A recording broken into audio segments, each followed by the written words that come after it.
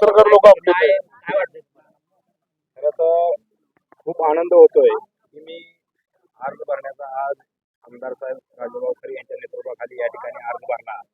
अर्ज भरत असताना पाहिलं की या सर्वसामान्य जनतेचं प्रेम पाहून अतिशय मनाला भावूक झालो. कारण का ते लोकांमध्ये प्रतिसाद ती उत्सुकता होती की भयानक जवळजवळ 200 ते 250 गाड्याचा ताफा, जवळजवळ 300 ते 400 मोटरसायकली अशी भयानक मोठी रॅली काढून या ठिकाणी आम्ही शक्ती प्रदर्शनामध्ये अर्ज भरला.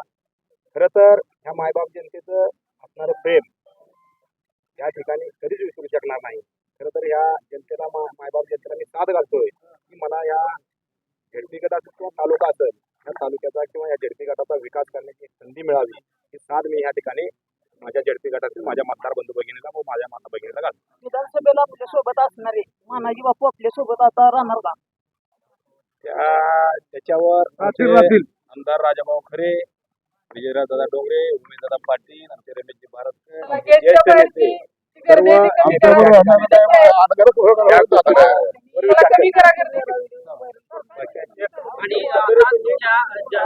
रॅलीमध्ये आमदारांचं प्रेम आमच्यावर आहे.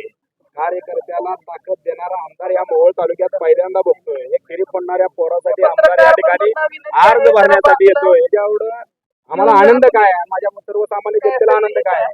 या ठिकाणी राजाभाऊ खरे यांच्या नेतृत्वाखाली मोहोळ तालुक्यामध्ये विकासाचा चेहरा मोहरा बदलल्याशिवाय 100% राहणार नाही. कारण का तर 6 जिल्हा परिषद सदस्य, 12 पंचायत समिती सदस्य, आता नगरपालिका झाली, आता झेडपी झाली की या मोहोळ तालुक्याचा कायापलट आणि प्रत्येकाला रस्ता, प्रत्येकाला पाणी, प्रत्येकाला आरोग्याची सोय, शाळेची सोय अतिशय चांगल्या पद्धतीने हे झेडपी सदस्य वाघासारखं या ठिकाणी मोहोळ तालुक्यातील 6 झेडपी सदस्य सोलापूरच्या जिल्हा परिषद मध्ये दरकाळी पडल्याशिवाय राहणार नाही. साधारण आवडीच्या पेनोर गावामध्ये सर्वात जास्त मतदारसंघ आहे, त्यामध्ये तुमचं चौरे विरुद्ध चौरे असं लढत असणार आहे. त्यावर तुमचा परिस्थिती कसा असणार आहे? या ठिकाणी चौरे विरुद्ध चौरे लढत नाही. या ठिकाणी पेनूरकर, पाटकुलकर, टाकळीकर आमच्या झडपी गटातील 10 गावं विरुद्ध अनगरकर अशी निवडणूक आहे. चौरे विरुद्ध चौरे निवडणूक होतच नाही ती. अनगरकर विरुद्ध पेनूरकर, पाटकुलकर, टाकळीकर, औंडेकर, अंकोलीकर, कोताळकर, शेत बाबळेगावकर, वरकुटकर, आडेगावकर, सारोळकर अशी निवडणूक आहे ती. किंवा मोहोळ तालुकाकर म्हटलं तरी चालेल. या ठिकाणी अनगरकर विरुद्ध मोहोळ तालुका अशा पद्धतीने निवडणूक आहे. ही निवडणूक कुठल्याही सर्व त्या ठिकाणच्या उमेदवाराविरुद्ध नाही. ही निवडणूक आहे अनगरकर विरुद्ध मोहोळ तालुक्यातील सर्वसामान्य जनता. कामाच्या वेतनाच्या संदर्भात लोक लढतात ती जिंकतेचा दबाव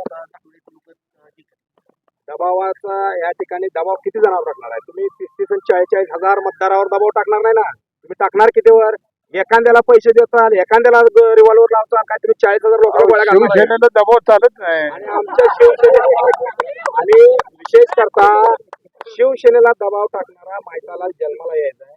तिथं एकनाथजी शिंदे साहेब दाढीवाले त्या ठिकाणी बसले, महाराष्ट्राचे उपमुख्यमंत्री भरत शेठ गोवाल तिकडे आहेत, उदय सामंत साहेब आहेत, अतिशय या ठिकाणी प्रतापजी सरनाईक साहेब आहेत. आमदार इकडं ह्याचा आपला लोणावळ्याचा खाली झाड सुद्धा उतरू देत नाहीत असं आमदार साहेबांनी 10 वेळा सांगितलंय.